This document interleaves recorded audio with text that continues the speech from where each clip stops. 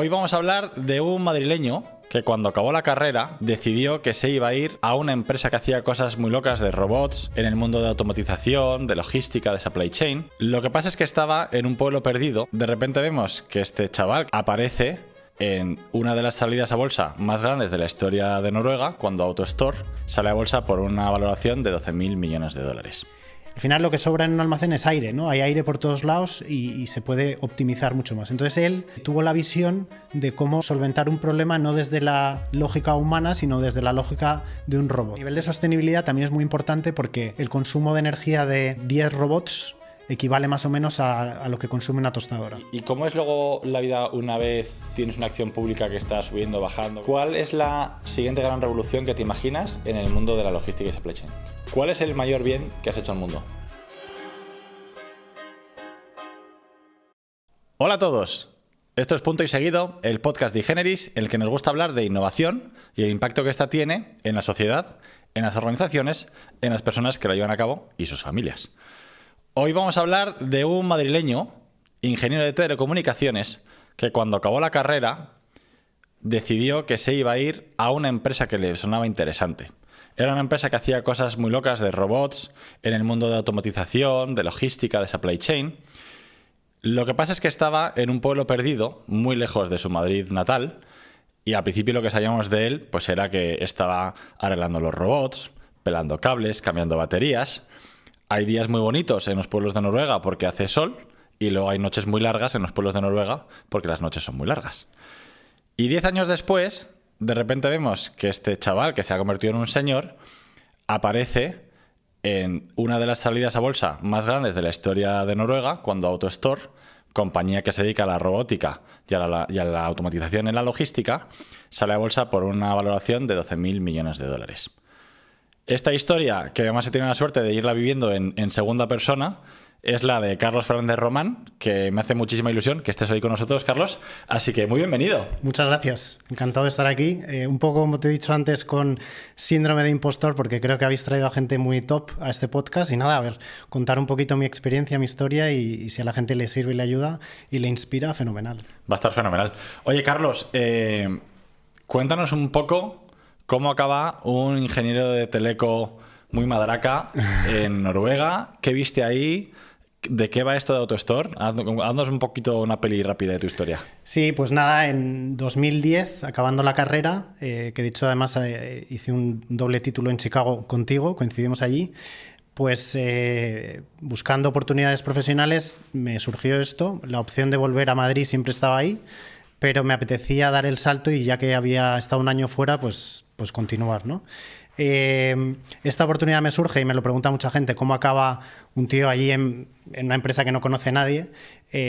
Yo los conocía porque mi padre en los 90 trabajaba en el sector de la distribución de componentes electrónicos y había trabajado con ellos. Yo siempre había oído cosas muy chulas de los noruegos, de cómo trabajaban, de lo innovadores que eran, y que siempre yo había tenido un poco la puerta abierta los veranos para irme allí a trabajar y demás. Entonces, bueno, dije, no pierdo nada, me cogí un avión, me fui para allá a ver lo que tenían. Cuando les escribí en plan, oye, acabo de terminar, he hecho esto, ¿estáis buscando gente? El director técnico me contestó al email, que lo tengo todavía, y me ponía que básicamente buscaban gente de cualquier perfil, daba igual, ¿no? O sea, ellos buscamos humanos. Querían gente. Entonces fui para allá, un sitio muy remoto. Como te decía antes, esto es como si te vas a Cuenca, pero a un pueblo de Cuenca, ¿no? Un sitio en los fiordos, en la costa oeste de Noruega, y llegué allí un día de junio, soleado, un tiempo fantástico, los fiordos, todo precioso. Yo digo, esto es el paraíso. Estuve un par de días con ellos y nada, me estuvieron enseñando lo que hacían. Esto era una empresa familiar que se llamaba Hateland, y dentro de esa empresa tenían diferentes unidades de negocio. El fundador, Jacob Hateland, ha sido un emprendedor en serie en Noruega, que se ha hecho una gran fortuna a base de crear negocios y luego venderlos. Y tenía un director técnico que era un genio, básicamente, ¿no? Había diseñado él solo un ERP basado en RAM en los años 90, cuando todavía eso era súper pionero, y se inventó lo que es ahora AutoStore, que luego os explicaré un poquito lo que es. Pero bueno, yo llegué allí, vi una tecnología bastante novedosa. Es verdad que yo vengo de Teleco, con lo cual el sector de logística que es como más de industriales y demás, yo no tenía ni idea, pero vi dos cosas. Vi que era un equipo pequeño, eran 20 en ese momento, con lo cual iba a poder hacer un poco de todo, que eso me motivaba. Y luego pensé, oye, estos justo están en fase de expansión, quieren empezar a vender esto fuera de Noruega. Digo, pues en unos años podré volverme a Madrid y trabajar con ellos desde allí, ¿no? Esa era un poco mi mentalidad. Tu plan inicial. Muy básica, ¿no? Me motivaba mucho la parte de la aventura de irme allí. Es verdad que muy inconsciente, o sea, yo todas las decisiones que he tomado en mi vida, cuando las analizo después, pienso, no lo volvería a hacer con la información que ahora tengo. Pero bueno, yo creo que es bueno el lanzarse, ¿no? y el probar. Y nada, esto fue en junio y en pues, finales de septiembre, principios de octubre del 2010, o sea, justo ahora voy a empezar mi año 16 en la empresa, me fui para allá. Y nada, y los comienzos, pues como dices, curiosos, ¿no? Porque claro, Madrid al final es una ciudad con muchísima vida, muchísimos planes, estás hablando de 26 años, te apetece estar con los amigos, hacer planes y demás, y llego allí, lo que yo había visto en junio para nada se volvió a repetir nunca, como digo yo. El día de sol, ¿no? Claro, o sea, al final tú llevas a invitados allí y siempre decimos, no, hoy hemos preparado esto para vosotros, sí, sí. Pero el resto del año no es así. Efectivamente, ya esta época los días son mucho más cortos, empieza el frío. Y entonces es duro al principio, pero bueno, yo creo que como todo pues hay que invertir en este tipo de cosas. Oye, pues luego quiero que hagamos un poco de doble clic en lo que es perseverar y en esos momentos como de ups and downs que tienes, ¿no? Porque claro, esta historia pues acaba muy interesante y yo creo que también tiene todavía un recorrido brutal y pues felicidades por ese año 16, ¿no? Que hoy en día pues no mucha gente persevera así, pero quizá para que la gente que nos escucha nos entienda, cuenta un poquito qué es AutoStore a día de hoy y por qué es interesante y por qué había un genio, qué es lo que creó ese genio. Pues mira, hilando un poquito con el tema de cómo llegué yo allí, ellos en los 90 tenían este negocio de distribución de componentes electrónicos, ellos eran un distribuidor, compraban en Asia volumen y luego lo distribuían por Europa. Entonces ellos tienen un almacén y como a la mayoría de nuestros clientes hoy en día, ese almacén se les quedó pequeño. Entonces tenían dos opciones, o ampliaban con otro almacén nuevo o se inventaban algo. ¿Y qué pasó? Cuando le preguntaron al financiero en el momento, venga, tenemos este espacio aquí, vamos a montar otro almacén, dijo, no hay dinero. Entonces el director técnico entró en el almacén y dijo, vamos a ver, ¿qué es lo que sobra aquí, ¿no? Entonces la gente decía, no, hay muchas cajas, no, hay muchas estanterías, al final lo que sobra en un almacén es aire, ¿no? Hay aire por todos lados y se puede optimizar mucho más. Entonces él tuvo la visión de cómo solventar un problema no desde la lógica humana, sino desde la lógica de un robot. Es decir, ¿vale? Al final lo que nosotros hacemos es automatizar todo lo que viene a ser el picking de unidades en un almacén. Tú en un almacén tradicional, cuando vas a IKEA, todos nos ha pasado, cogemos un carrito y tenemos nuestro picking list, que básicamente es una hoja en donde viene pasillo y posición y ahí tenemos que coger una referencia. Pues esto hay gente que los almacenes tradicionales manuales es a lo que se dedican todo el día. Entonces van por los pasillos buscando referencias y completando pedidos que luego se van a distribuir. Entonces, las primeras, digamos, soluciones automatizadas para este sector que vienen de pues hace 20, 30, 40 años, básicamente lo que hacían era reemplazar al humano con una máquina. Es decir, yo mantengo la estructura física del almacén y meto una máquina que en lugar de ser la persona la que recorra el pasillo, voy a meter un robot que sea el que acceda a las posiciones. Y de esto hay diferentes tipos de tecnologías. Pero Ingvar Högnaland, que es el genio, digamos, el gurú detrás de la solución de AutoStore, pensó diferente. Dijo, ¿por qué tenemos que acceder a todos los productos todo el rato? Dice, si lo normal es que solo necesitamos acceder a una serie de productos, los que son más demandados, el resto los tenemos que tener en el almacén. Hay muchos como de alta rotación y muchos que tienen rotación bajísima. Pero hay una rotación más baja. Entonces él creó una solución que es como un cubo de Rubik. Imagínate un cubo de Rubik en el cual tú almacenas tu mercancía en cubetas, en cajas de plástico y las almacenas, las apilas unas encima de otras, creando un cubo. Y en la parte superior del cubo pones una serie de robots que se mueven en horizontal y son capaces de acceder a cualquier posición dentro de estas pilas de cubetas. ¿Vale? Entonces, esto que al final la manera más sencilla de visualizarlo es como un cubo, que efectivamente desde la lógica humana no funciona porque dices, oye, ¿y cómo llego a las de más abajo? No puedo. Para un robot no es un problema. Y la ventaja que te da es que respecto a un almacén tradicional, manual, en el cual tienes que recorrer pasillos, ahorramos 4 veces el espacio, ¿no? Es decir, somos capaces de almacenar la misma cantidad de producto en un espacio 4 veces inferior o almacenar 4 veces más producto en el mismo espacio, ¿no? Oye, ¿y si yo tuviera un almacén de estos, de los de toda la vida? ¿Cómo son los economics? Porque claramente, pues si tengo que expandirme, vale, he ganado 4 veces el espacio, entonces en real estate, pues eso que me ahorro, pero también los robots consumen energía, se estropearán, entonces más o menos los economics, ¿cómo salen o de dónde salen o cómo funcionan? O sea, nosotros siempre decimos que a día de hoy tenemos 1.700 instalaciones por el mundo, ¿no? ¿Vale? Y más de aproximadamente 1.100 clientes. Cuando medimos el retorno de la inversión en los diferentes verticales en los que operamos, estamos hablando de entre 1 y 3 años de retorno de inversión. ¿Vale? ¿Cómo lo consiguen? Pues uno es el tema del real estate que has dicho tú, ¿no?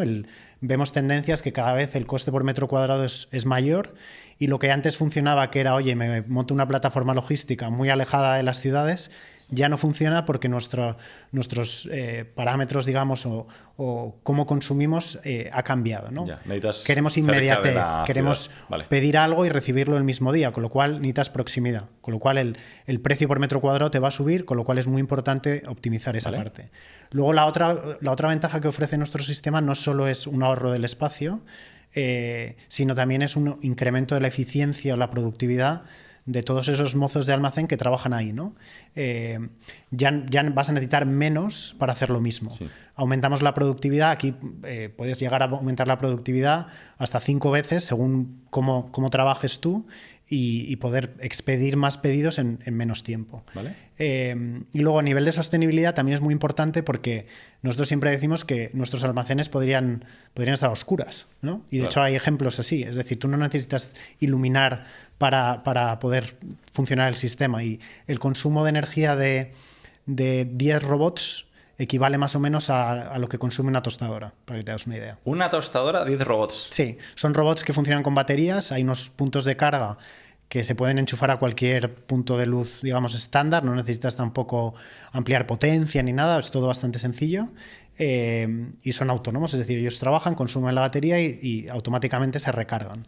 Pero el consumo es muy, muy bajo y comparado a otras tecnologías en las cuales necesitas lo que son traselevadores, que para que te hagas una idea, son máquinas muy pesadas que se mueven, que tienen que mover muchos kilos. Aquí al final estamos moviendo mercancía ligera, cada cubeta son 30 kilos como máximo y es muy eficiente a nivel energético. También para que os hagáis una idea, los que nos estáis escuchando, en Europa al día se mueven del orden de más de 50 millones de paquetes. Se entregan en el hogar 50 millones de paquetes. O sea, que solamente con el mundo e-commerce consumidor final estás hablando de 50 millones de unidades que tienen que llegar a las casas, que se han almacenado en almacenes en cierta proximidad y así vas remontando hacia atrás en toda la cadena de producción, ¿no? O sea, como que también en estos años ha crecido brutalmente las necesidades de optimizar el almacenamiento y el supply chain, pero de una forma masiva. Oye, Carlos, vuelvo a tu historia personal, ¿no? Entonces, ya sabemos que AutoStore tiene una solución que es brutal, fantástica, que tenéis más de 1.700 instalaciones por el mundo, lo cual me parece increíble, pero tú empiezas en un pueblo de Noruega, el primer día hace sol y luego ya viene la nieve, ¿no? O el frío o lo que sea. ¿Cómo es tu proceso de adaptación? Y luego tú no eres un desarraigado, o sea, tú tenías una novia con la que has tenido una suerte, tú la suerte, ella la desgracia de casarse, y montar una familia. Entonces, ¿cómo es un poco también cómo vas vinculando la profesión y la familia y tus decisiones de me quedo en el pueblo o no? ¿Cómo va creciendo eso? Yo voy a contar aquí mi parte, luego habrá que hacer la versión luego con mi mujer para que corrobore y añada lo que verdaderamente ocurrió. Lo que realmente pasaba por detrás, ¿no? Pero sí, yo me fui solo allí, en ese momento tenía novia, llego allí muy verde de todo, me hacía mucha ilusión el hecho de, como he dicho antes, la aventura. Pero claro, llegas a una cultura muy distinta, ¿no? Al final, la gente noruega yo creo que los visualizamos como gente fría y un poco reservada y demás, pero bueno, yo creo que ahí ayudó mucho el hecho de que yo llegaba, no sabía el idioma, con lo cual tenía que hacer un extra por conectar con la gente en inglés, pero como te contaba antes, si eres un poco extrovertido, rápidamente conectas, ¿no? La verdad es que me recibieron fenomenal, me sentí súper bien tratado y bien cuidado. Es una empresa muy familiar, o en ese momento era una empresa muy familiar, con un dueño, con gente que llevaba toda la vida trabajando allí. En la parte de AutoStore en ese momento éramos 20 nada más, con lo cual era un equipo muy chiquitín. Hacíamos todo un poquito, todos hacíamos de todo. Y nada, y yo mis primeras responsabilidades allí pues fueron súper básicas, ¿no? Porque me pusieron un poco a hacer lo que hacía falta, ¿no? Como me decían, no, aquí lo que más nos gusta es que seas como una patata, decían ellos. Y yo decía, pero ¿y por qué? ¿Por qué tengo que ser una patata? Sí, porque sirven para todo. Y yo, fenomenal. Creo que ese concepto a mí me ha servido mucho a lo largo de mi carrera porque te conviertes en alguien muy versátil que puedes tocar muchos palos, ¿no? Y yo creo que eso en una empresa pequeña es algo que tienes que explotar al máximo respecto de pues la vía más tradicional de me meto en una consultora o me meto en una gran corporación donde me voy a ultra especializar, ¿no? Vale. Entonces aquí me permitía justo pues hacer muchas cosas, pero muy práctico al principio, ¿no? Me pusieron con una persona que llevaba toda la parte de mantenimiento y básicamente lo que en ese momento no teníamos producción fuera de esa única oficina que teníamos en el mundo y entonces había que ensamblar cargadores y robots directamente allí, ¿no? Y esto básicamente era súper repetitivo, era, oye, llega, pues una vez que has montado uno, pues ahora empieza a montar un montón todos los días y yo decía, pero ¿y esto, no? Entonces, ¿qué hago aquí soldando cables? Me despertaba por las mañanas, recuerdo, allí, noche cerrada, 7 de la mañana, mes de noviembre, que es el mes más duro, porque es el mes de más oscuridad, todavía no ha nevado, con lo cual... Y decía, ¿qué hago aquí? Digo, yo me he tirado 6, 7 años dejándome los cuernos para sacarme una ingeniería en Madrid, que los que lo han pasado lo saben. Sí, lo sabemos. Y digo, ¿y qué hago aquí pelando cables? Digo, esto no tiene sentido, ¿no? Me han engañado. Pero bueno, yo tenía un poco esa, como decía antes, esa visión de yo creo que merece la pena, hay que aguantar.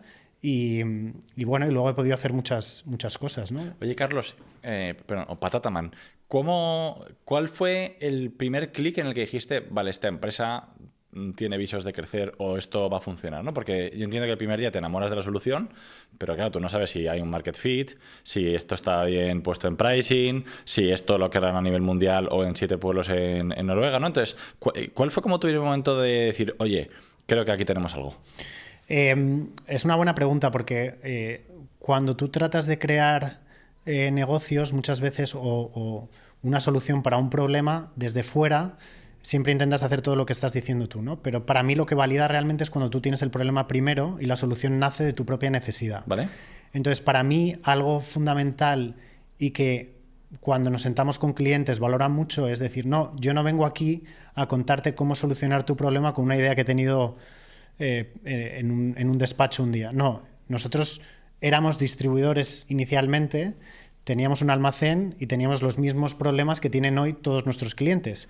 Y nosotros la solución la creamos para nosotros y durante muchos años ese primer prototipo lo utilizamos nosotros en nuestro propio negocio, ¿no? Entonces eso validó mucho todo lo que acabas de decir tú, que luego puedes hacer un estudio y decir tal, no sé qué, ¿no? A mí las cosas que me atrajeron mucho es el equipo que lideraba en ese momento, que fue nuestro CEO muchos años, puso como una serie de líneas rojas muy claras de nuestra estrategia. Era como muy sencillo, ¿no? Y yo siempre digo, la estrategia, si no es capaz de resumirla en 3 líneas, no es estrategia, es un documento enorme, pero que la gente muchas veces busca estrategias muy elaboradas. No, nuestra estrategia era muy sencilla. Nosotros desarrollamos producto, es lo que sabemos hacer y se nos da bien. ¿Vale? Y lo desarrollamos estándar. Esta fue como la primera cosa fundamental, ¿no? Es decir... o sea, a ti te llama... Target o te llama estos y dices, lo siento, pero mi producto es este, no te voy a hacer una excepción. Nos pasó, al principio nos llegaban y decían, que usted tiene esta caja de plástico con estas dimensiones, pero es que yo tengo productos que no caben en esa caja de plástico. Claro. ¿Qué hago? Digamos, nosotros no vamos a cambiar la caja de plástico. Funciona así, ¿no? Entonces, corta los esquís. Bueno, al principio hubo que decir que no a muchos clientes que querían hacer modificaciones, ¿no? Y yo creo que una startup al principio puede caer en eso, ¿no? El decir, oye, quiero complacer a estos primeros clientes, pero te desvía mucho, ¿no? Al final acabas modificando mucho tu idea inicial. Claro, esto funciona bien cuando tienes detrás a alguien que invierte y que está dispuesto a aguantar, ¿no? La solución inicial funcionó fenomenal para un montón de industrias porque al final la mayor parte de los productos que se venden hoy en día online o si te metes en Amazon caben en esta cubeta. Vale. Da igual lo que sea, caben. ¿Que la ¿no? dimensión más o menos que es 50 por 50 o...? 60 por 40. Vale. Y hay 3 alturas diferentes. Vale. Entonces, eso fue... yo no sé si fue suerte o, bueno, cuando diseñamos la solución inicialmente, sí que se hizo un estudio, esto fue antes de que yo llegara, se hizo un estudio de, oye, los paquetes que nosotros normalmente enviamos, de qué dimensiones son, ¿no? Y entonces vimos que la gran mayoría de ellos cabían ahí. Siempre hay una parte y el robot lo puede levantar también. Sobredimensionados o sobrepeso que tienes que manejar fuera ¿vale? de otra manera, ¿no? Pero aplicaba muy bien. Entonces, esa parte de estandarización la mantenemos a día de hoy en el sentido de que si tú vienes como cliente y quieres modificaciones, bueno, hacemos mejoras y vamos mejorando la solución, vale, pero no customizamos nada, ¿no? Vale. Que era la gran problema uno de los grandes problemas del sector cuando nosotros entramos, vale, que era un exceso de ingeniería. Es decir, al final los clientes compraban máquinas que se modificaban a medida del cliente y eso que llevaba costes más altos de CAPEX, tiempos más largos de implementación y luego un infierno de mantenimiento, claro, porque al final tienes que mantener un no hay dos máquinas iguales o no sé qué, entonces claro, tienes N.000 referencias. Lo cual es muy complejo. Entonces vale, nosotros llegamos con la estandarización como primera disrupción a nivel de modelo de negocio, vale, en un sector en el cual ya había players muy consolidados. Y luego la otra parte de innovación, más allá de la tecnología, que yo creo que ha sido muy importante, es cómo vendíamos. Es decir, tú piensas, nosotros estábamos en un pueblo de Noruega allí, con ambiciones de vender a nivel internacional.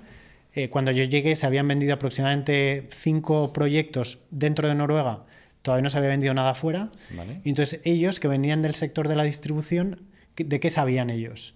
Ellos no sabían de automatización de almacenes, no tenían ni idea. Yeah. Pero ellos sabían de distribución y dijeron, oye, vamos a encontrar empresas de ingeniería que puedan implementar nuestra solución a cliente final y hacer un proyecto llave en mano, vale, en donde cojan nuestra plataforma estándar y le añadan los elementos que hagan falta para que cada cliente opere. Es decir, cada cliente opera de manera diferente. Es decir, vale, no es lo mismo el que trabaja en alimentación que el que trabaja en fashion, que el que trabaja en tema de farmacia o healthcare. Vale. Son productos diferentes, manipulación diferente, requerimientos distintos, pero tú tienes que almacenar eso y tienes que ser capaz de preparar esos pedidos de manera eficiente. Pero a lo mejor a la hora de preparar el pedido necesitas una serie de empaquetado distinto. Manipulado, lo que sea. Manipulado diferente. O cuando descargas la mercancía tienes que tratarla de manera distinta.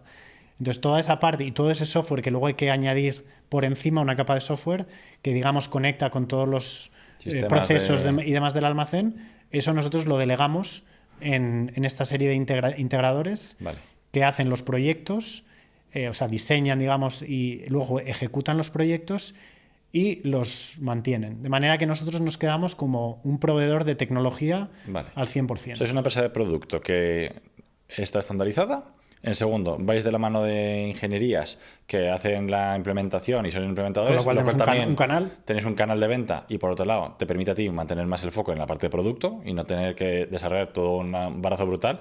Pero claro, hoy en día 1.700 almacenes por todo el mundo sería tener un ejército de gente implementando, instalando, corrigiendo cosas, ¿no? Claro, es decir, nosotros a día de hoy siempre decimos que tenemos como aproximadamente 3.000 comerciales a los cuales no están en nómina. Ya. Porque son 3.000 comerciales de nuestros integradores que se dedican a vender y hablar de nuestra tecnología e integrarla en todos los países del mundo. Vale. Ahí hay que ver un poco la evolución de la empresa, es decir, al principio teníamos un integrador en Noruega, conseguimos un segundo integrador en Alemania, pero claro, hay que pensar mucho, esta gente inicialmente estaban un poco locos, ¿no? Porque estaban apostando por una tecnología que nadie conocía, que encima era completamente disruptiva. Sí, sí. Pero a ellos... Cero flexible, en plan de esto es lo mío y no te quiero adaptar y tal, sí. Sí, ¿no? Entonces, claro, ahí hizo falta una serie de clientes iniciales muy, muy fieles que nos ayudaron mucho, con los cuales tuvimos que dedicar mucho tiempo, ¿no? Es una parte inicial de desarrollo de la empresa en la cual tienes que dedicar mucho tiempo a validar y a perfeccionar el producto en el cliente. Y luego tienes que tener la confianza de estos primeros, digamos, pioneros integradores que se la jugaban un poco, pero a ellos les servía para ser sexys también, ¿no? Para en los tenders ser diferentes, ¿no? Claro. Entonces se posicionaban de una manera diferente. Decían, oye, yo llego con esta tecnología que nadie conoce y me diferencio de las otras 3, 4 ofertas que los otros players incumbentes pues siempre ofrecen lo mismo, ¿no? Entonces hubo una labor, y sigue habiendo de evangelización muy potente, ¿no? En la cual todavía sigue habiendo mucha gente que no nos conoce y que cuando nos ve tiene que hacer clic, ¿no? Tiene que entender la solución porque es diferente. Y el grado de innovación ha cambiado mucho, ¿no? En los últimos 5 años ha habido una aceleración brutal respecto a los iniciales. Vale. ¿no? Oye, Carlos, entonces me remonto un poco. Me queda clara como la estrategia y la gran visión que tenían estos locos noruegos. Pero tú entras en una compañía que sois 20 personas trabajando en AutoStore, eres el señor Patata y tenéis 5 clientes por el mundo, lo empiezas a crecer tal. ¿Y es muy gradual el crecimiento o en algún momento de repente os entran 10 pedidos, os cambia la vida porque cerráis con un super player y entonces tal? O sea, ¿tú recuerdas alguna llamada a Merce y le dices, oye, creo que esto ya nos pone en otro sitio, o de repente decidís entrar en Europa y a ti te permite entrar? O sea, ¿cómo fue un poco como esos pasos, no? Yo creo que el primer cliente que ganamos en Alemania en 2011 fue fundamental porque fue, digamos, dar el primer salto. A raíz de ahí, los primeros años, yo diría, hasta 2016, fue sobre todo expansión internacional, pero sin mucha expansión orgánica. Es decir, fuimos capaces de crecer el negocio en base a añadir integradores, ¿no? Y distribuidores.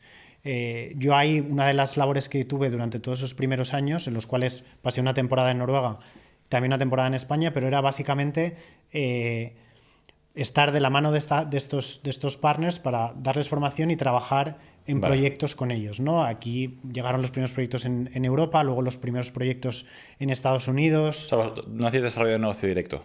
No. Al principio no, siempre era a través de partners, es decir, nosotros teníamos marketing, pero muy limitado, teníamos comerciales, eran 3, 4 comerciales, yo era un poco el brazo, digamos, técnico a nivel comercial, con lo cual hablaba con muchos clientes que estaban pensando en implementar la solución y trabajábamos con ellos en, oye, ¿cómo lo diseño?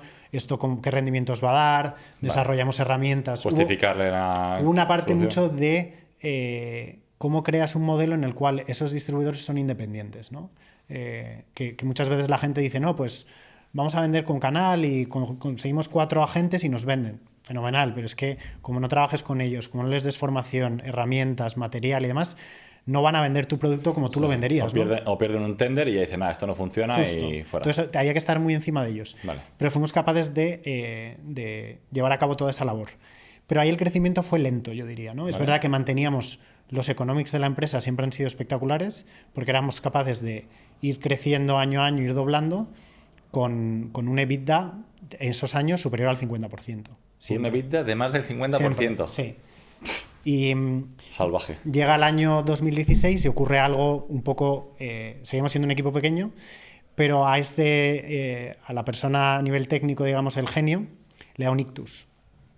Le da un ictus en la oficina trabajando, ¿no? Este era un tío que trabajaba todo el día, de hecho trabajaba por las noches muchas horas. Era cuando decía se podía concentrar porque era cuando no tenía interferencias de gente que le iba a preguntar y demás. Y toda la empresa sabía que cualquier cosa se podía hacer porque este tío era capaz de inventársela, ¿no? Éramos como muy dependientes. Yo lo hablo como el hero-driven organization, ¿no? Tienes una persona de la cual dependes mucho, pero tienes un montón de gente súper válida dentro, pero al final está un poco tapada porque esa se lleva todo el foco. Pasa esto y entonces automáticamente la gente tiene que dar un paso adelante y empezar a tomar como mucho más partido y llevar esto adelante, ¿no? Ahí hay un cambio importante en la trayectoria de la empresa y es que Jacob Hatteland, el fundador, decide vender el negocio. Que era algo habitual en él con otros negocios. Cuando van bien, él llega un momento en el que, oye, yo he invertido mi capital y es el momento de dar retorno. Él considera que había llegado donde había llegado, pero es verdad que la empresa necesitaba una fase de profesionalizarse en diferentes aspectos, ¿no? Y nos venden a un primer private equity que era EQT, que yo creo que aquí en España se conoce, Partners, ¿no? se conoce por Idealista. Fueron los que compraron y luego vendieron Idealista, que es uno de los mayores private equities en Europa y bueno, tiene detrás una familia sueca muy potente y demás.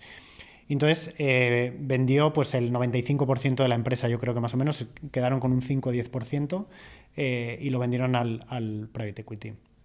Y esto cambió completamente la dinámica de la empresa. Un poco a lo que tú hablabas de esa resiliencia, por así decirlo, pues yo ahí a nivel personal me encontraba en un punto en el cual pues hablamos de 2016-17, yo llevaba 7 años en la empresa ya. Sí.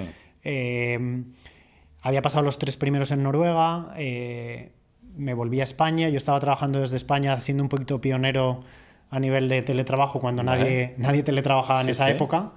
Yo lo que hacía era pasaba temporadas aquí y luego viajaba mucho, como tenía que viajar por el mundo para visitar a todos estos partners y darles formación y visitar clientes y demás, pues era un modelo que me funcionaba bien. Me permitía conciliar Tu vida bien, personal, creo yo. Es verdad que mi mujer dirá que viajo muchísimo, pero es una parte de mi trabajo que me ha gustado siempre mucho, ¿no? El poder exponerte a otras culturas, clientes y demás. Pero luego pasaba tiempo en Madrid, tenía un horario flexible y demás, y entonces digamos que podía conciliar muy bien.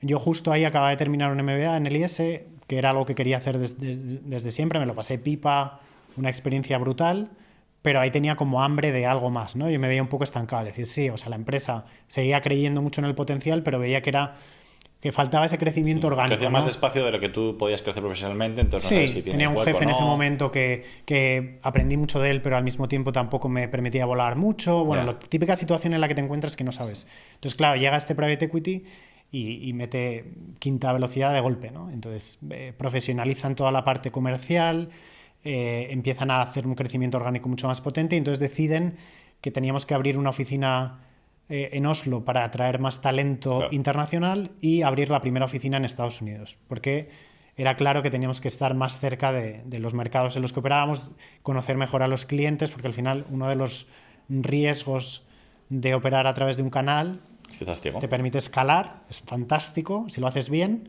te permite mantener unos costes operativos muy bajos, lo que hablábamos, ¿no? Los economics muy bien, pero ¿quién es tu cliente? ¿No? ¿Le conoces? ¿Sabes lo que necesita? ¿Hablas con él? Y claro, nos dábamos cuenta que nos faltaba ese brazo comercial para generar demanda. Entonces, una de las cosas que ellos hacen es primer crecimiento orgánico, ¿no? Empezamos a contratar mucha más gente y ahí la empresa me repatria a Noruega otra vez, ¿no? Vale. Yo acababa de acabar el MBA, con lo cual el timing fue perfecto. Como hemos hablado alguna vez, yo en ese momento sí me estaba planteando qué hacer con mi vida, pero me dicen, oye, te ofrecemos volver a Noruega, abre la oficina de Oslo, escala este equipo a nivel internacional. Porque más tú eres el exótico internacional, pero eres del equipo original, de los 20 originales, ¿no? Con lo cual ya eras alguien relevante tanto para el fondo como para la empresa, ¿no? O sea, eres alguien claro, que ahí tienes peso bien porque yo además he tenido la suerte, oye, yo siempre diré que en mi historia ha habido una componente de suerte brutal, ¿no? Como porque yo he llegado a un sector que ha explotado en el momento correcto, con una formación correcta y muy buena, que me ha permitido ser muy versátil, como te he dicho, ¿no? Evidentemente yo he aportado cosas mías que me han permitido moverme, pero bueno, llegué allí por lo que llegué, porque si no los hubiera conocido y mi padre no hubiera tenido esa relación, nunca habría llegado allí. Claro. Y luego el sector es el que es, y como siempre decimos, ¿no? Tenemos el producto correcto en el momento correcto. Sí, pero el mérito tuyo lo que sí que es el quedarse. O sea, el saber aguantar y el no tirar la toalla bueno, y tener claro que el esfuerzo luego siempre viene recompensado de alguna manera. El CEO, el que hay ahora es otro, pero el que ha habido hasta hace un par de años siempre apostó por mí muchísimo, tenía muchísima confianza en mí, fue el primero que me apoyó cuando yo le planteé a los 2 años y medio, se viene mi mujer para allá y me dice, pero si no estás muy contento, ¿no? Me decía, pero ¿por qué estamos aquí? ¿No? Y es verdad que bueno, estaba bien, pero a lo mejor me faltaba un poquito de... Y entonces yo le planteé al CEO en ese momento, estamos hablando de 2012, que me quería volver, ¿no? Y entonces él me dijo, fenomenal. Me dijo, pero hasta que encuentres algo, pues sigue trabajando con nosotros, ¿no? Me dio esa flexibilidad. Joder, yo me di cuenta de que la oferta que había en España en ese momento, estás hablando de crisis malísima, ¿no? Entonces no había nada con el potencial que tenía esto. Entonces, bueno, yo vi que podía desempeñar mi trabajo, podía seguir ganando experiencia y entonces, bueno, me ayudaron, digamos, me dieron muchas oportunidades. Vale. Y yo las aproveché. Entonces, en 2017, cuando entra el fondo, me voy a vivir a Oslo. En ese momento ya mi vida familiar había cambiado mucho. Cuando me dicen esto es en abril del 17, mi mujer está embarazada de nuestro tercer hijo, o bueno, hija, que nacía en finales de agosto. Entonces yo le vengo a mi mujer. Tengo una idea, cariño. Y le digo, oye, que me han ofrecido esto, ¿no? Entonces, claro, tú tienes tu vida montada en Madrid, mi mujer estaba trabajando en Madrid, cómodo, de cierta manera, tienes tu red de soporte montada, tus abuelos cerca, el colegio, la guardería, no sé qué, todo muy bien, ¿no? Entonces, de repente nos planteamos vamos ahí. Yo, cuando me senté con el CEO y me ofrecieron un poco esto, me dijeron, mira, el planteamiento es muy sencillo, siempre planteamientos muy sencillos, ¿no? Me dijo, mira, entra al fondo. El fondo lo normal es que en 3 años venda, ¿no? Este era un poco el planteamiento. Sí. Dentro de 3 años le hemos podido dar la vuelta a esto, tú has ganado una experiencia brutal que te va a permitir moverte a donde quieras, ¿no? Era un poco como me lo planteaba. Para ti es una oportunidad buenísima, vas a poder, justo después de un MBA, pues vas a poder crear equipo y a nivel internacional es como, oye... Sí, blanco en botella. Blanco en botella, ¿no? Así contado, blanco en botella. ¿Qué esperas, ¿sabes? no? Pues todo lo que has aprendido ahora aplícalo, chaval. Y entonces, no sé cómo, pero convencí a mi mujer, un milagro, porque ahora lo pienso a posteriori y digo, éramos unos locos, ¿no? Total. Estás hablando de que con un niño, Lucas, de 3 años, Carlota, 1 y medio, y Jimena, 2 meses, cogemos y nos plantamos en Oslo, que es verdad que era a nivel ciudad... ¿Otra cosa? Es otra cosa, no es mi experiencia inicial en el fiordo, pero es un país que, o sea, quiero decir... No hablas noruego, no tienes amigos... No hablas el idioma, no conoces a nadie, tenías que buscar casa, tenías que buscar colegio... No tienes familia, no tienes familia y demás, ¿no? Yo, ¿cómo busqué casa? Hay una especie de idealista allí, pues yo en verano empecé a buscar, encontré zonas, no conocía las zonas, con lo cual, bueno, busqué algo en el cual encajáramos, siempre era, no tenía ascensor, era un segundo, pero tenía para parking, que era una cosa muy difícil en Oslo, en el centro, digo, bueno, pues fenomenal. Claro, un segundo sin ascensor con bebés, imagínate, ¿no? Para hacerla, bueno, ahora te cuento historias graciosas. Montas un autostore ahí o algo para subir. Y entonces, bueno, pues llegamos allí y, claro, al final, yo siempre lo digo, ¿no? Experiencia profesional brutal, experiencia personal espectacular para mí y para mi familia, pero si mi mujer no está ahí para apoyarme y para dejarlo un poco todo e irse allí a la aventura, no hubiera funcionado, ¿no? Es verdad que hay una componente también de ingenuidad, de lo hago un poco a ciegas, a ver qué tal, pero claro, nosotros llegamos allí en el mes de octubre del 2017, pues con un bebé de 2 meses. Mi mujer siempre lo recuerda, ¿no? Llegamos, yo había hecho como la mudanza por adelantado, ella vino con sus padres para que le ayudaran en el viaje con todos, sus padres están un fin de semana, se van, y yo a los 3-4 días me voy una semana a Estados Unidos. Oh, qué bien. Y se quedé ella allí sola con los 3. Que no sé ni cómo se compra el pan. Claro, o sea, no, muy complicado. Ya solo para bajar al piso de abajo, pues uno bajaba andando, pero tenías que bajar con uno en cada brazo. No teníamos ropa adecuada para... Claro, mes de octubre ya empieza a hacer un frío que pela, ¿no? Estás hablando de, pues eso, 2, 3, 4 grados por las mañanas a lo mejor. Y claro, había que llevarlos al cole. Lo primero, vete a una tienda, una especie de Decathlon allí, a comprarles ropa, que tampoco sabes qué ropa tienes que... Sí, bueno, desastre total.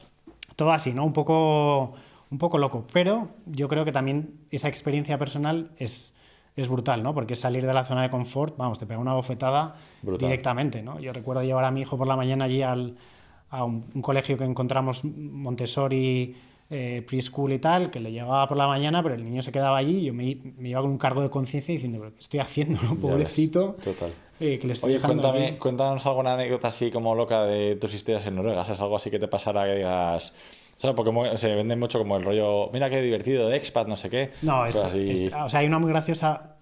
Cuando yo llegué allí, a las 2 semanas de haber llegado, ellos fueron, yo te digo, ¿no? Súper amables porque 2010, 26 años, llegas allí, no tienes ni idea de nada, sí. Te piensas que sabes un montón, pero te dejan una casita en la que puedes vivir al principio hasta que encuentres algo, y me dejaron un coche de empresa para poder moverme al principio, no tenía nada, claro, y estás sin coche, estás muerto, ¿no? Porque estás en medio de la nada. Y total, que a la segunda semana, o incluso la primera semana de estar allí, yo tenía que ir a hacer como la típica gestión en mitad del día al banco, ¿no? A abrirte una cuenta, sí, lo básico. Lo que fuera. Total, que yo salgo de la oficina y típico día gris, que está medio lloviendo, pero hace un frío que pela. Y a mitad de camino empieza a nevar. Y yo, ostras, claro, yo he visto nieve antes, Sí, pero, pero no esa nieve. pero empecé a pensar, bueno, no pasará nada. Yo veía todos los coches, empezó a nevar, a nevar, a nevar, a nevar. Total, que en una curva me salgo de la carretera ¿Con el coche prestado? con el coche de empresa y me choco con el... Bueno, no era un quitamiedos porque era como piedra y tal, lo raspo entero y me quedé ahí tirado y digo, ¿y ahora qué hago? Acabo de llegar allí, con lo cual tengo que llamar a uno de los de la empresa y tal, le llamo, se empieza a partir de risa, no sé qué. Justo ese día además iban a hacer mi presentación, digamos, Vale. al resto del equipo. Éramos tan poquitos que una vez a la semana nos metíamos todos en una sala de reuniones y hacíamos como típico staff meeting de todo el equipo, ¿no? 20. Yo acababa de llegar, pues me iban a presentar al nuevo, al español.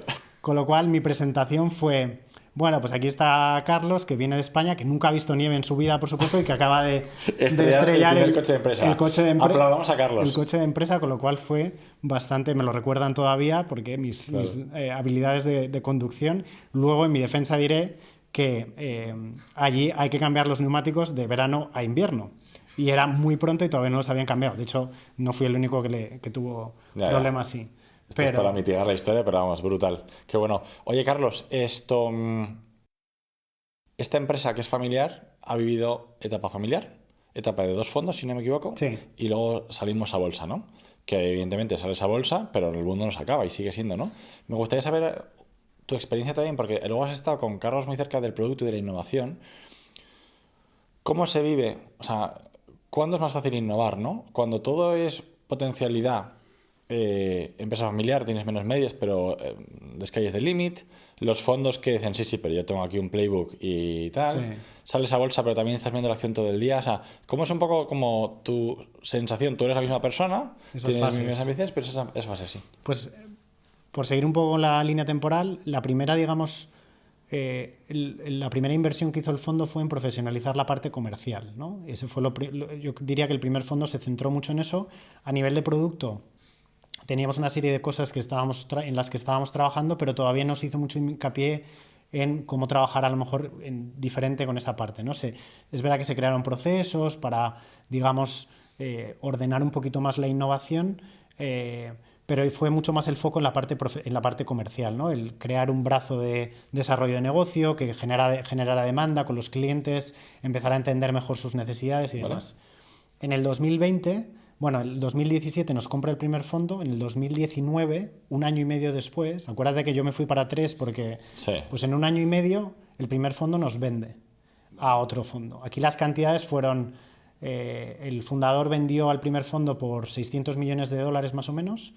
El primer fondo vendió a los americanos por 1.200 más o menos. Al año y medio, ¿eh? Al año y medio. 2X. Claro, es muy potente. Entonces entra el fondo americano y en 2020 a mí me ofrecen mi siguiente rol, que era liderar toda la parte de producto e innovación, ¿no? Como CPO. Que yo para mí pensé, oye, yo estaba haciendo una parte comercial técnica, pero... yo lo veía que se me quedaba enorme, ¿no? Era como, ostras, qué responsabilidad.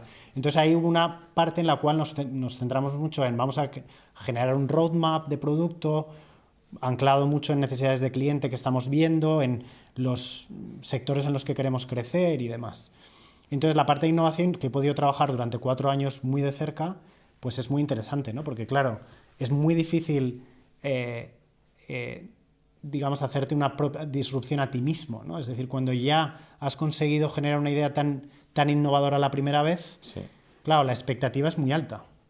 Entonces te ves en una situación... Sí, ahí en esa empresa innovar no llevan a cualquier cosa, ¿no? O sea, como que... Claro, ¿no? Y al final, a medida que vas creciendo, vas viendo posibilidades en la plataforma de ir mejorándola, ¿no? Y vas haciendo diferentes... pues vas mejorando diferentes componentes, ¿no? Para ir creciendo, ¿no? Hemos hecho proyectos a nivel de hardware muy potentes, pero sobre todo a nivel de software es donde hemos conseguido sacarle muchísimo más rendimiento a la plataforma que tenemos. Vale. Pero es muy complejo, ¿no? Porque al final, digamos que la idea inicial está anclada en un margen bruto muy alto, más de un 70%, con lo cual va muy fino y funciona muy bien, entonces no quieres tampoco... Tocar mucho. Entonces es muy complicado cualquier, digamos, elemento que tú generes nuevo compita con eso, ¿no? Y nos ha pasado mucho, ¿no? El decir, oye, ¿cómo hacemos esto? Porque al final cualquier cosa que añadamos va a diluir margen al final, ¿no? Va a diluir rentabilidad. Entonces hay una parte en la cual pues tienes que estar continuamente mejorando, ¿no? Añadiendo cosas y mejorando la plataforma. Pero esa parte de innovación, digamos, radical, pienso yo que cuando no tienes nada tienes menos que perder, claro. ¿no? Entonces, a nivel de incepción, ahí es donde tienes que ser muy, muy radical y muy agresivo. Luego tienes que tener cuidado. Pero claro, si tú no lo haces, lo hacen tus competidores, ¿no? Claro. Y lo que hemos visto también además es, oye, el éxito que tú generas le llega a los demás, ¿no? Y entonces la gente copia la solución. empieza a haber copias de soluciones muy similares, lo cual te valida también, ¿no? La gente te dice, Sí. oye, pero y que te copien no te molesta y tal. Y bueno, de eso hemos tenido también muchos temas de patentes, porque nosotros hemos invertido mucho en eso, ¿no? Incluso Vale. demandas, juicios y demás. Pero al final es un halago, ¿no? El hecho de que hay otras empresas que vean que esa solución que tú has traído al mercado, que es completamente innovadora, que la copien, quiere decir que algo estás haciendo bien, ¿no? Totalmente. Lo que pasa es que la idea es cómo te mantienes en esa posición de liderazgo, ¿no? Y Vale. siempre al final lo que digo, cuando eres el primero, lo más probable que te puede pasar es que acabes con un montón de flechas en la espalda, Sí, total. muerto, ¿no? Entonces ahí es intentar diversificar mucho en tus barreras a nivel competitivo, ¿no? Vale. Entonces, para nosotros el producto ha sido y es todavía Barrera. un diferenciador brutal. Estamos a muchos años de distancia de otros que intentan hacer cosas similares, pero luego esas otras estrategias a nivel comercial generan una barrera de entrada muy grande. Es decir, el tener más de 30 integradores que ofertan tu tecnología quiere decir que están dejando de ofertar la de la competencia. Claro. Entonces, eso genera una barrera también de entrada muy grande para otros, ¿no? Pero el tema de la innovación es muy interesante, ¿no? ¿Cuáles son las estrategias más interesantes, ¿no? El también dices, ¿no? Oye, no, pues aislar a lo mejor un equipo que se dedique a este tipo de cosas, pero claro, cuando lo desconectas de la, digamos, la línea principal, luego es muy complicado esas innovaciones traerlas de vuelta, ¿no? Hace un par de años hicimos eso, ¿no? Dijimos, oye, queremos intentar generar que nuestra tecnología pueda ser aplicable a empresas muy pequeñas que estén empezando y que a lo mejor, oye, yo hago la distribución online, tengo una tienda online, vendo este tipo de producto que yo he diseñado y apilo las cajas en el garaje de mi casa y distribuyo desde ahí. Y eso es la única opción que tienen es utilizar a un operador logístico que en un momento dado se lo haga, ¿no? Entonces dijimos, oye, ¿cómo podemos facilitar a nuestra tecnología para ese tipo de clientes, ¿no? Entonces hicimos como una especie de piloto y spin-off, por así decirlo, dentro de AutoStore, que lo llamamos Pio, que básicamente es una innovación vertical completa, ¿no? No solo a nivel de producto, pero también a nivel de cómo accedes al mercado, cómo les das un producto completo con software y con todo, que ello sea muy, muy, muy sencillo de implementar y demás, ¿no? Pero al final requiere mucho foco, mucho tiempo, sí. Tienes que invertir, no es fácil. Totalmente. Oye, fascinante. Y por cerrar la historia de tiempo, y además que si no se nos va a ir de madre el episodio, ya salís a bolsa. Claro, el fondo sale, al menos la cifra pública son 12 billion, ellos entran por 1.200, hacen un 10x también en 3-4 años, lo que sea. Bueno, pero no desinvierten ahí mucho, ¿eh? Una vale. parte solo. Vale. ¿Y cómo es luego la vida una vez tienes una acción pública que está subiendo, bajando, que de repente se desploma, tal? ¿Te cambia mucho tu día a día o ya te acostumbras? Esta pregunta nos la hacen cuando hablamos con muchos inversores, siempre nos hacen esa pregunta, ¿no? ¿Cuánto tiempo destinamos en el management a hablar de la acción? Entonces, la acción es algo que en cierta manera está ahí a diario, es decir, te mide todos los días, pero sobre la cual tú tienes baja influencia, yo diría, ¿no? A nivel de negocio. Es decir, tú te tienes que dedicar a lo que te dedicas. Pero es muy difícil prever cómo va a reaccionar la acción ante determinadas cosas que tú hagas. Al final, ¿vale? Hay muchos factores que influyen, desde cuántas acciones hay en circulación, y eso tiene un impacto brutal en la volatilidad. En nuestro caso, el porcentaje cuando salimos a bolsa era muy pequeño de lo que se puso de las acciones que pusieron a la venta. Y tú al final tienes que dedicarte a lo que te tienes que dedicar, que es a mejorar tu producto, a vender más y a crecer, porque al final la valoración siempre se basa en cuánto vas a ser capaz de crecer y cuánto mercado vas a ser capaz de capturar a futuro, ¿no? Entonces, es verdad que cuando nosotros salimos a bolsa, a nivel de timing fue muy bueno, fue justo el último momento antes de que se cerrara un poco todo el mercado de IPOs y M&As, ¿vale?, en Europa. estás hablando de octubre del 2021, en diciembre empieza la guerra de Ucrania y luego vino el COVID, ¿sabes? O sea, el mundo se fue al garete, básicamente. Entonces ahí es verdad que de nuestra salida inicial ahora la acción ha bajado mucho, ¿no? Entonces, claro, visto desde ahí es un poco desmotivante porque dices, oye, yo sigo haciendo las cosas bien y demás, pero al final es crecimiento. El mercado en los últimos años ha estado más complicado, ha habido menos inversión, los clientes, venimos de los años de COVID, fueron tremendos, porque lo que pasó ahí fue que todo el que tenía tienda física y no tenía tienda online, de la noche a la mañana invirtió mucho para... cerró. Claro.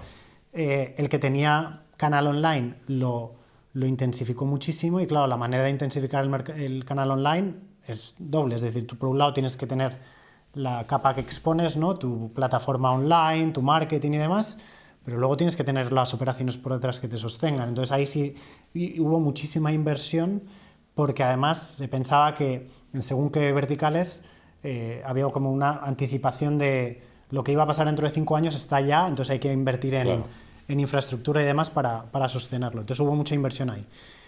Luego hubo un efecto rebote en los años posteriores en los cuales muchas empresas pasaron de obsesionarse con eso a decir, no, ahora tenemos que optimizar lo que tenemos, ser mucho más eficientes en coste y demás. Entonces, nosotros sí que hemos visto ahí que si bien el interés por este tipo de tecnologías no cambia por los fundamentales que te he dicho antes, ¿no? Es decir, precio por metro cuadrado sigue subiendo, la mano de obra sigue siendo más difícil de conseguir y más cara, la demanda de nosotros como consumidores finales, lo único que demandamos es inmediatez, con lo cual la tecnología es la única respuesta, pero tardan más en tomar la decisión, ¿no? Y luego también hay más opciones disponibles a nivel de tecnología, con lo cual hace que el mercado sea pues, mucho más interesante ahora, ¿no?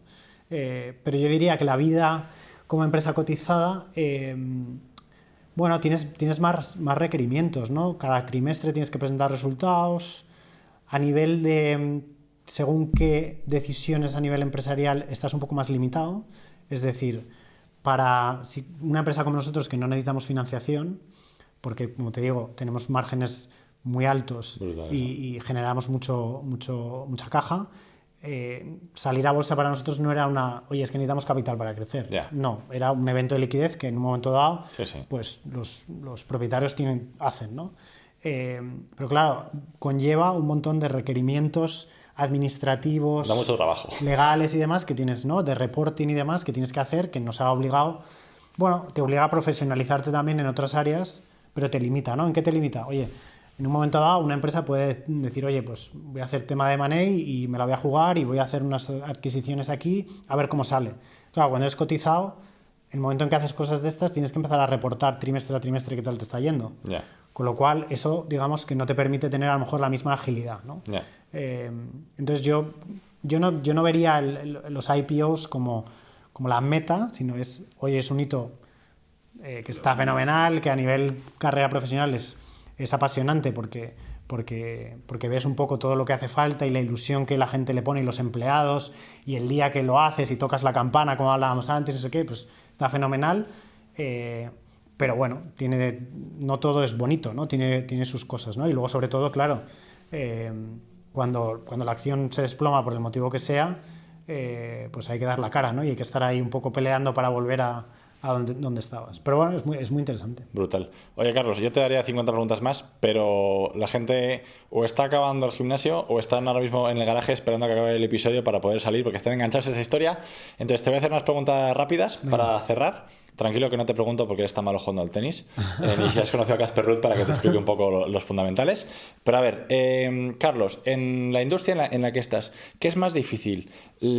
¿Cambiar la tecnología y justificar la inversión o cambiar la mentalidad de las personas? La mentalidad de las personas, 100%. Vale. ¿Qué es lo que más te ha sorprendido de vivir en Noruega? Lo que más me ha sorprendido es la capacidad que ellos tienen de adaptarse al clima. Es decir, yo creo que nuestra mentalidad española nos limita mucho. Estamos acostumbrados a vivir un clima muy favorable y hacemos muchas cosas y cuando se complica nos limitamos. Allí lo que me ha sorprendido es la capacidad que tienen de salir a la naturaleza todos los días del año independientemente de lo que hagan. Ellos tienen un dicho que es no hace frío, sino tú llevas no llevas la ropa adecuada, no es un problema tuyo, no es un Vale. problema del clima. Qué interesante. Y sin estrellar el coche además. Oye, ¿cuál es la siguiente gran revolución que te imaginas en el mundo de la logística y supply chain? Todo el tema de la inteligencia artificial, que ahora está en boca de todo el mundo, en nuestra industria lleva años ya aplicándose para temas muy concretos, como puede ser, por ejemplo, la manipulación de objetos, ¿no? Es decir, una cosa es lo que nosotros hacemos, que es almacenamiento automático, pero luego yo te presento una cubeta con productos que alguien tiene que coger, ¿no? Vale. Entonces, eso ya hay soluciones que están alcanzando un nivel de madurez bastante bueno. Nosotros tenemos una propia en la cual reemplazas, digamos, al humano y permites que una máquina, un robot, un brazo robótico sea capaz de manipular, coger, empaquetar. Tienes empaquetadoras automáticas, es decir, yo creo que hacia lo que vamos es almacenes en los cuales no necesitas personas, ¿no? O sea, absolutamente todos los procesos están automatizados y lo que a ti te llega a casa, ninguna persona lo ha tocado, ¿no? Yo creo que estamos muy cerca de que eso ocurra, ¿no? Hay un montón de sistemas autónomos que funcionan en los almacenes. Tendemos a imaginar los almacenes como esos espacios oscuros en donde hay un montón de polvo y cajas y demás, y son los centros de distribución avanzados, y en España hay muchos muy potentes de empresas como Inditex, por ejemplo, Mercadona y demás. El nivel de automatización es altísimo, ¿no? Es muy alto. Entonces hay mucha tecnología y yo creo que vamos hacia eso, ¿no? Hacia una mayor automatización. Conecto con la siguiente. ¿Cuál es el industria que no sean almacenes en las que te fliparía que AutoStore empezara a trabajar? Pues mira, una en la que ya estamos prototipando y tenemos un sistema es en agricultura vertical, en la cual estamos utilizando nuestra tecnología para hacer cultivos pueden ser plantas aromáticas, pueden ser fresas, en fin, cosas así, utilizando nuestro sistema con tema de luz artificial, con muy poco consumo de agua, súper eficiente, que yo creo que a futuro, con todo el tema que tenemos, ¿no? de falta de agua, falta de tierra de cultivo y demás, pues muy interesante, y ya lo tenemos en marcha. Y otro en el cual a mí personalmente creo que llegará es todo el tema de utilizar esta tecnología para el sector residencial, ¿no? Es decir, al final, hoy en día nosotros almacenamos ropa, almacenamos cosas en casa, y siempre de una manera muy ineficiente, ¿no? ¿A cuántos de nosotros nos gusta bajar al trastero a buscar cosas? Oh. Es horrible, ¿no? ¿Cuántas cosas almacenamos que no utilizamos, ¿no?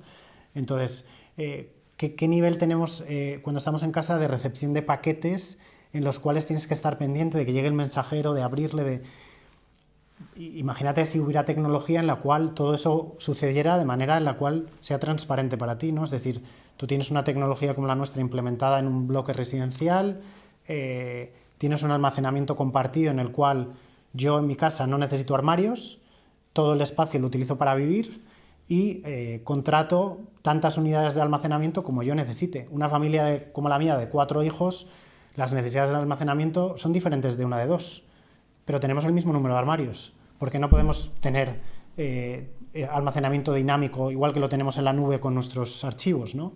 Y por qué no facilitamos a todos esos mensajeros la entrega o recepción de paquetes sin necesidad de hablar con nadie, ¿no? Creo que vamos hacia eso, ¿no? Las ciudades a futuro van a cambiar mucho cómo vivimos, y creo que ahí la tecnología está por llegar todavía. Brutal. O sea, que ideas nos faltan, la verdad. No. Lo que faltan son horas de vida. Oye, Carlos, última pregunta. ¿Cuál es el mayor bien que has hecho al mundo? El mayor bien que he hecho al mundo. ¡Wow! Esa pregunta es potente. Pues no creo que sea nada. Yo al final soy creyente y no considero que mi trabajo vaya a ser el mayor legado que yo haga, aunque evidentemente es importante para mí, pero yo creo que es mi familia, mis hijos y todo lo que yo aprendo con ellos y las experiencias que vivimos juntos, ¿no? Entonces, para mí mi mayor legado siempre va a ser mi familia, 100%. Qué bueno, qué buena respuesta. Oye, Carlos, 1.000.000 de gracias por dejarte liar. Súper interesante, y ya os digo, yo creo que además el mundo de la logística no va a dejar de crecer y revolucionarse, o sea que creo que hay AutoStore para mucho rato, y me encantará seguiros la pista y volver a ver un tiempo, ¿vale? Muchas gracias. Pues nada, y a todos vosotros, muchas gracias por escucharnos y nos vemos en el siguiente.